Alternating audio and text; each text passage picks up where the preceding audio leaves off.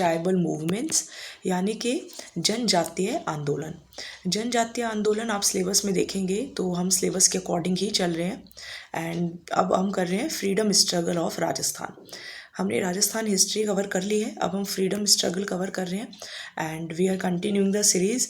इसके साथ साथ आप अगर चैनल पर न्यू हैं तो एक बार आप प्लेलिस्ट में जाके ज़रूर देख लीजिए। राजस्थान जीके इन हिंदी की प्लेलिस्ट है जिसके अंदर आपको सभी जो है वीडियोस मिल जाएंगी जो भी अभी तक हमने कराया है। एक बार मैं इसको, हाँ चलिए, तो अब आज हम जनजातीय आंदोलन स्टार्ट करेंगे। काफ़ी छोटा सा टॉपिक है बट काफ़ी इम्पॉर्टेंट है। सबसे पहले देखेंगे मीना आंदोलन। तो देखिए मीना आंदोलन basically this is related to a caste, इसीलिए जनजातीय अब कहा जा रहा है। तो मीना आंदोलन में ये क्या करेंगे, जो मीना जाति है तो उसके साथ काफ़ी, क्योंकि ब्रिटिशर्स का राज था तो वो लोग काफ़ी इस जाति के खिलाफ कुछ कुछ अनिवार्य कर देते हैं जिसकी वजह से आंदोलन होता है। तो क्या क्या अनिवार्य करते हैं या क्या क्या इंपॉर्टेंट लोग हैं जो कि इससे रिलेटेड हैं, तो आइए देखते हैं। तो मीना आंदोलन, तो मीना आंदोलन देखिए 1871 में 1871 के अंदर तो एक अपराधी जाति अधिनियम जारी किया जाता है जिसमें ये कहा जाता है कि मीना जाति के जितने भी व्यक्ति होंगे उनको पंजीकरण यानी कि अपना रजिस्ट्रेशन कराना होगा और हर दिन थाने में हाजिरी देनी होगी और लाइसेंस उनको लेना होगा और ये कंपलसरी कर दिया गया। तो 1871 में 1871 में अपराधी जाति अधिनियम आया जिसमें मीना जाति के सभी व्यक्तियों का पंजीकरण अनिवार्य कर दिया गया। प्रतिदिन थाने में क्या करनी होगी, हाजिरी देनी होगी और लाइसेंस लेना कंपलसरी कर दिया। तो ये इन्होंने किया 1871 में। 1871 की बात ख़त्म हो गई। अब आ जाते हैं 1924। तो 1924 में क्या करेंगे, तो 1924 में एक आएगा क्रिमिनल ट्रिब्यूनल एक्ट और यहाँ पर ये लोग, ये जो मीना जाति है इसको ही अपराधी घोषित कर देंगे। ठीक है, मीना जाति को ही अपराधी घोषित कर दिया जाएगा कि जो मीना जाति है ये अपराधी है। 1924 के अंदर ये होगा। तो देखो 1871 में मतलब ऐसे कर दिया कि भाई आपको रजिस्ट्रेशन कराना ही कराना पड़ेगा, आपको हाजिरी लगानी पड़ेगी।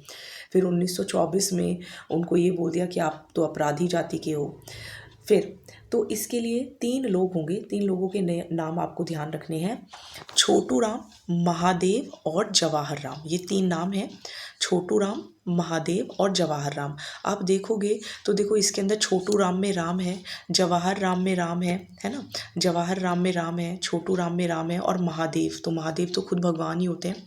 तो छोटू राम, जवाहर राम और महादेव, ये तीनों मिलकर एक मीना जाति सुधार समिति की स्थापना करेंगे, अपनी जाति के लिए कुछ करना चाहेंगे।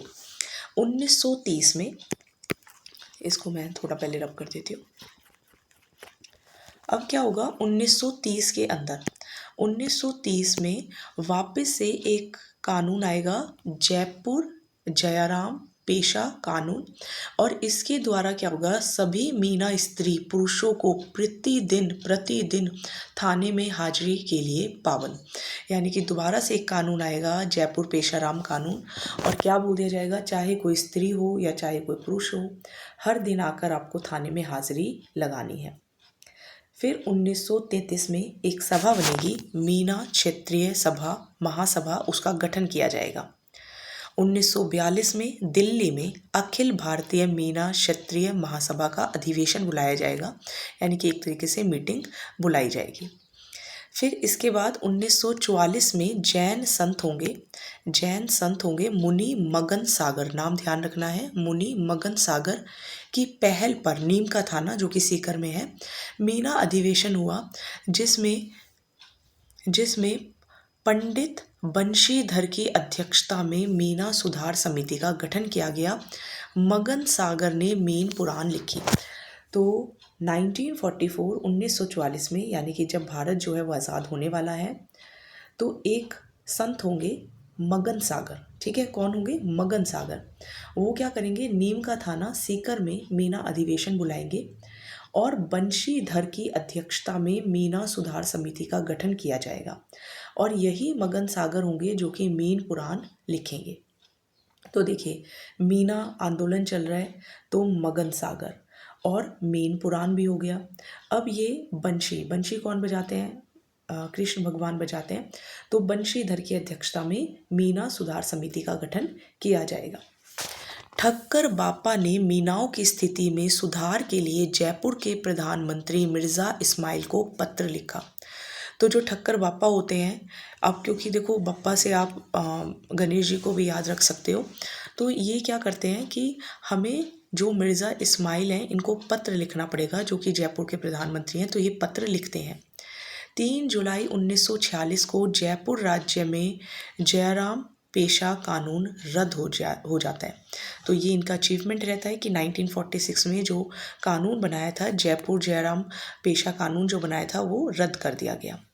फिर अक्टूबर 1946 में बागावास सम्मेलन, 28 अक्टूबर 1946 को बागावास सम्मेलन में चौकीदार मीनाओं ने चौकीदारी से त्याग पत्र देकर मुक्ति दिवस मनाया। तो 28 अक्टूबर को ये लोग बाग में एक मीन्स बोलते हैं कि अब हम बाग में जाएंगे, अब हम किसी की कोई भी चौकीदारी नहीं करेंगे। तो बागावास सम्मेलन होगा जिसमें ये चौकीदारी से त्यागपत्र दे देंगे और मुक्ति दिवस मनाएंगे। 1952 में हीरालाल शास्त्री और टीकाराम पालीवाल, मैंने आपको राजस्थान पॉलिटी में बहुत कराया है। राजस्थान पॉलिटी इंग्लिश मीडियम में आपको चैनल पर प्लेलिस्ट मिल जाएगी, क्लास 10th की मिल जाएगी, क्लास 9th की भी मिल जाएगी, जिसके अंदर एक ही चैप्टर अभी कराया है, बाकी भी मैं आपको जल्द से जल्द कराऊंगी। 1952 में हीरालाल शास्त्री और टीकाराम पालीवाल के प्रयासों से मीनाओं पर लगे सभी प्रतिबंध समाप्त हो जाएंगे। तो ये था अपना मीना आंदोलन, जो कि पहला जनजातीय आंदोलन आप इसको बोल सकते हो। पहला क्या मतलब, हम पहली बार इसको पढ़ रहे हैं, फर्स्ट आप यही पढ़ने को मिलता है, और सबसे बड़ा भी यही है। एक बार दोबारा रिवाइज कराऊंगी and then we will continue the another आंदोलन। तो मीना आंदोलन, ईयर थोड़े थोड़े आपको ध्यान रखने होंगे, 1871 से शुरू होंगे। और क्या आएगा, अपराधी जनजाति अधिनियम आएगा। तो अपराधी जनजाति अधिनियम के अकॉर्डिंग क्या होगा कि आपको हर दिन तो थाने में आना है और आपको पंजीकरण कराना ही कराना पड़ेगा। ठीक है, ये 1871 में होता है। ठीक है, तो 1871 में क्या है, अपराधी जाति अधिनियम, पंजीकरण अनिवार्य है, हाजिरी और लाइसेंस आपको लेना होगा। फिर 1924 में आएगा क्रिमिनल ट्रिब्यूनल एक्ट, तो जिसके अंदर इसको उनको क्रिमिनल यानी कि अपराधी घोषित कर दिया जाएगा। फिर 3 होंगे राम और महादेव, यानी कि छोटू राम, महादेव और जवाहर राम, ये मीना जाति सुधार समिति की स्थापना करेंगे। 1930 में, तो 30 इज़ वेरी बैड, तो 30 is very bad, Jaipur Jairam पेशा कानून आएगा, जिसमें मजबूर कर दिया जाएगा कि आपको आना ही आना पड़ेगा, चाहे स्त्री हो चाहे पुरुष हो, आपको थाने में हाजिरी लगानी ही लगानी पड़ेगी। फिर आएगा 1933 में, 3 साल बाद ये लोग एक सभा बनाएंगे। अब यहाँ से 1930 में देखो, 1871 में अपराधी जाति अधिनियम आया, 1924 में क्रिमिनल ट्रिब्यूनल एक्ट आया, फिर 1930 में जयपुर जयराम पेशा कानून आया। फिर इसके बाद ये लोग थोड़े सतर्क हो जाएंगे और कुछ कुछ महासभा बनाएंगे, जैसे कि 1933 में मीना क्षेत्रीय महासभा बनेगी, 1942 में दिल्ली में बनेगी, 1944 में से आपका मगन सागर मीन पुराण लिखेंगे और बंशीधर की अध्यक्षता में मीना सुधार समिति का गठन करेंगे। फिर इसके बाद जो ठक्कर बप्पा होंगे वो मिर्ज़ा इस्माइल को पत्र लिखेंगे और 3 जुलाई 1946 को जो ये कानून होगा वो रद्द हो जाएगा। ठीक है, तो 1946 को ये रद्द हो जाएगा, ये भी आपको ध्यान रखना है। फिर बागावास के अंदर ये लोग ये बोलेंगे कि अब हम चौकीदारी नहीं करेंगे, तो बागावास के अंदर जो चौकीदारी से होगा उनसे ये त्यागपत्र दे देंगे। 1952 में हीरालाल शास्त्री और टीकाराम पालीवाल के प्रयासों से सभी जो प्रतिबंध होंगे वो समाप्त हो जाएंगे, क्योंकि ऑलरेडी भारत आज़ाद हो चुका था। तो ये था आपका मीना आंदोलन। आई होप समझ में आ गया होगा। फिर भी आपको कोई डाउट रहता है तो आप कमेंट सेक्शन के अंदर लिख सकते हैं। अब जो नेक्स्ट है वो है भगत आंदोलन। तो देखिए भगत आंदोलन, तो भगत, तो देखो मैं तो बहुत बड़ी भगत हूँ गोविंद की, भगवान गोविंद की, तो कृष्ण को तो मोस्टली लोग मानते हैं। तो गोविंदगिरी, तो भगत आंदोलन में आपको क्या ध्यान रखना है, गोविंदगिरी 1883 से लेके 1913 तक चलेगा। कहाँ चलेगा, बसिया ग्राम डूंगरपुर में। तो देखो गोविंद जो है वो तो हमारे रोम रोम में बसे हैं, तो बसिया गांव डूंगरपुर के अंदर गोविंद गुरु जो होंगे वो भगत आंदोलन चलाएंगे। ठीक है, 1883 में गोविंद गिरी ने भीलों व गरासियों में जागृति के लिए सिरोही में संप सभा या प्रेम सभा की स्थापना की और बांसवाड़ा की मानगढ़ पहाड़ी को कार्यस्थल बनाया। अब देखो यहाँ पे बहुत बुरा होगा, क्योंकि ये लोग क्या करेंगे, एक संप सभा बना लेते हैं, यानी कि सब लोग मिल जाते हैं, एक संप सभा बना लेते हैं, चाहे कोई भील हो चाहे गरासी हो, इन सबको बुलाया जाता है और बांसवाड़ा की मानगढ़ पहाड़ी पे ये लोग चले जाते हैं। और उस पहाड़ी पर क्या होगा, गोलीबारी कर दी जाएगी और जिसमें 1500 लोग मारे जाएंगे, तो जिसको राजस्थान का जलियांवाला बाग भी कहते हैं। ठीक है। और गोविंद गुरी को अहमदाबाद जेल में रखा जाएगा। इसके बीच में एक लाइन और है, 1911 में डूंगरपुर के बेड़सा में भगत पंथ प्रारंभ किया, यानी कि बेड़सा में भगत पंथ प्रारंभ किया। सुरजी भगत सूरजमल दास ने लासड़िया में आंदोलन तेज किया। तो सुरजी भगत और सूरजमल ने लासड़िया में आंदोलन तेज किया। तो ये था अपना कौन सा, भगत आंदोलन, या फिर जिसको हम गोविंद गिरी ने शुरू किया था डूंगरपुर के अंदर, बसिया गांव के अंदर। और संप सभा बुलाई थी, प्रेम सभा की स्थापना हुई बांसवाड़ा की मानगढ़ पहाड़ी पर, जहाँ पर क्या कर दिया जाता है, आश्विन पूर्णिमा वाले दिन 1500 भील जो होते हैं उन पर गोलीबारी होती है और वो मर जाते हैं। राजस्थान का जलियांवाला बाग इसको कहते हैं। गोविंद गिरी को इसके बाद अहमदाबाद जेल में भेज दिया गया और उससे पहले 1911 में डूंगरपुर के बेड़सा में भगत पंथ प्रारंभ किया था। सुरजी भगत और सूरजमल दास ने लासड़िया में आंदोलन तेज किया। ठीक है, तो ये हो गया आपका भगत आंदोलन। फिर आ जाइए एक ही आंदोलन के ऊपर, यानी कि एक ही आंदोलन अब हम पढ़ते हैं। बहुत थोड़ा सा है आज, और लेकिन टॉपिक्स मैं आपके सभी कवर करा रही हूँ। PYQs और MCQs आए, मुझे लगता है कि आप लोग सॉल्व कर रहे हैं, क्योंकि उसको सॉल्व करे बिना देखो काम नहीं चलेगा, तो वो आपको सॉल्व करना ही करना पड़ेगा। तो एक ही आंदोलन या भोमट आंदोलन, तो देखो एक मोती मिल जाए बस, है ना, एक आपको डायमंड का मोती मिल जाए तो बस मज़े ही मज़े हैं। तो एक ही आंदोलन या भोमट आंदोलन मोतीलाल तेजावत, कहाँ, कोल्यारी उदयपुर के अंदर। तो मोतीलाल तेजावत मतलब आपको मोती मिल जाएगा तो आप लोग उदयपुर जाओगे और सिटी ऑफ लेक्स के अंदर घूमोगे, कोल्यारी के अंदर। भीलों के राजनीतिक अधिकार के लिए, किसके लिए हो रहा है ये, भीलों के लिए, कि इनको पॉलिटिक्स में भी अधिकार मिलना चाहिए, राजनीतिक अधिकार भी मिलना चाहिए। पॉलिटिक्स मतलब ये नहीं कि पॉलिटिशियन ही बने, वोटिंग का हक, ये सब भी अधिकार राजनीतिक अधिकार में आते हैं। तो पहला आंदोलन था, उद्देश्य क्या था, जो भारी कर लगाए जाते थे, यानी कि जो बहुत ज़्यादा टैक्स लगाए जाते थे, इसमें किसानों को राहत मिले। तो तेजावत क्या करते हैं, तेजावत ने मेवाड़ की पुकार नामक 21 सूत्रीय मांग पत्र तैयार किया। तो मोतीलाल तेजावत बहुत तेज 21 पॉइंट लिख देते हैं कि हमारी ये मांगे हैं, जिसको मेवाड़ की पुकार नाम दिया जाता है, कि हमारी जो पुकार है वो ये है। यह भोमट क्षेत्र SDU यानी कि सिरोही, डूंगरपुर और उदयपुर में फैला। ठीक है, और अभी मैंने आपको बताया था कि आपके पास एक मोती आपके पास आ जाएगा तो आप उदयपुर जाओगे सिटी ऑफ लेक्स घूमने के अंदर। आंदोलन चित्तौड़गढ़ की रश्मि तहसील के मात्र कुंडिया से वैशाख पूर्णिमा से शुरू हुआ और झाड़ोल, फलासिया, मादड़ी में फैला। एक बार इसको रब कर देती हूँ मैं, फिर दोबारा से आपको ये वाला पॉइंट बता देती हूँ। देखो क्या होगा,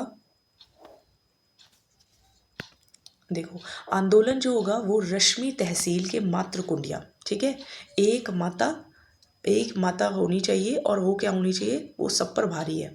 तो ये जो एक माता होगी वो क्या करेगी, वैशाख पूर्णिमा से शुरू करेगी आंदोलन, और झाड़ोल, फलासिया, मादड़ी में भी ये फैल जाएगा। नीमड़ा गांव में 7 मार्च 1922 को हुई भील सभा में कई गोलीबारी में 1200 भील मारे गए। सोचिए 1500 जो भील हैं वो इससे पहले भगत आंदोलन में मारे गए थे, फिर यहाँ पर 1200 भील मर गए। किस लिए मर गए, क्योंकि वो लोग अपनी बात रख रहे थे। तो बात कहाँ रख रहे थे, अब इसीलिए इसको दूसरा जलियांवाला कांड भी कहा गया है, क्योंकि पहले वाला तो हमने ऊपर पढ़ा, जो भगत आंदोलन है जिसके अंदर फिर गोविंद गिरी को ही अहमदाबाद जेल में भेज दिया जाता है। अब यहाँ पर क्या होगा, यहाँ पे देखो पर्टिकुलरली आपको मोतीलाल तेजावत का नाम नज़र आ रहा है। तो ये क्या करेंगे, रश्मि तहसील के मात्रकुंडिया एक जगह का नाम है, वहाँ से इसको शुरुआत करेंगे और झाड़ोल, फलासिया और मादड़ी में भी ये फैल जाएगा। फिर नीमडा गाँव में गोलीबारी होगी और 1200 भील मारे जाएंगे। चलिए अब हम आ जाते हैं लास्ट, रास्तापाल कांड डूंगरपुर के अंदर। तो रास्तापाल कांड डूंगरपुर के अंदर 19 जून 1947, यानी कि जब भारत जो है वो आज़ाद होने ही वाला है, राजस्थान सेवा संघ द्वारा संचालित पाठशाला बंद ना करने पर सैनिकों ने नाना भाई खांट व 13 वर्षीय भील बालिका कालीबाई को गोली मार दी। नाना भाई व कालीबाई की प्रतिमाएं डूंगरपुर के गैब सागर पार्क में स्थित है। ये गैब सागर बहुत पूछा जाता है कि कहाँ पर है, डूंगरपुर के अंदर है। क्यों इतना फेमस है, यहाँ पे नाना भाई और काली बाई, देखो भाई बाई है ना, नाना भाई हैं काली बाई हैं, तो नाना भाई और काली बाई जो होते हैं उनको दोनों को ही मार दिया जाता है। कहाँ मार दिया जाता है, रास्ते में मार दिया जाता है, तो रास्तापाल कांड के अंदर। तो नाना भाई खाट और काली बाई दोनों को मार दिया जाएगा। कहाँ मार दिया जाएगा, रास्ते में, रास्तापाल कांड के अंदर। क्यों, क्योंकि राजस्थान सेवा संघ द्वारा एक पाठशाला जो थी वो चलाई जा रही थी और उसको बंद ना करने पर, उन्होंने बंद नहीं करी, वो लोग चलाए जा रहे थे संस्कृत पाठशाला सिंपल, तो बंद नहीं की, तो इसलिए नाना भाई खांट और काली बाई को गोली मार दी और इसीलिए इनकी जो प्रतिमाएं हैं वो डूंगरपुर के गैब सागर पार्क में स्थित है। तो आज मैंने आपको ट्राइबल मूवमेंट्स यानी कि जो अपने जनजातीय आंदोलन है वो मैंने आपको करा दिए हैं। अब मैं कल आपको कराऊंगी प्रजामंडल आंदोलन, ठीक है। फिर इसके बाद एक टॉपिक और रहेगा, then integration of Rajasthan, and then we will start with Rajasthan culture. तो चैनल पर वीडियोस मैं आपको डेली प्रोवाइड कर रही हूँ ताकि अप्रैल तक आपका पूरा राजस्थान जो जीके एंड जीएस वाला पार्ट है वो एक बार कवर हो जाए, ताकि उसके बाद आप 50 डेज़ का, जैसे 50 डेज़ का हमने ये बनाया था, फिर इसके बाद आप 20 और 10 डेज़ के हिसाब से रिवीजन कर सकें। इसलिए मार्च में और अप्रैल में कोताही नहीं बरतनी है, जमकर मेहनत करिए, ठीक है, और अपनी सीट लेकर ही रहिए। फिर इसके बाद सेकंड ग्रेड का एग्ज़ाम भी है, रीट भी है, कॉलेज लेक्चरर का भी एग्ज़ाम है, बहुत सारे एग्ज़ाम हैं, किसी का पटवारी का भी होगा, वीडियो का भी होगा, तो बहुत सारे एग्ज़ाम्स हैं जिनके लिए वीडियोस यूज़फुल हैं। पीवाईक्यूज़ और एमसीक्यूज़ आपको ज़रूर करने हैं, ठीक है। पीवाईक्यूज़ और एमसीक्यूज़ ही आपकी नैया पार करेंगे, बिना पीवाईक्यूज़ एंड एमसीक्यूज़ सॉल्व करे बिना थ्योरी काम नहीं आएगी। तो पीवाईक्यूज़ नेट पर अवेलेबल हैं, बुक ले आइए। एमसीक्यूज़ कोई टेस्ट सीरीज़ ज्वाइन कर लीजिए, आप कोई कोचिंग की टेस्ट सीरीज़ भी कर सकते हैं। So thank you so much and don't forget to like, share and subscribe. Thank you.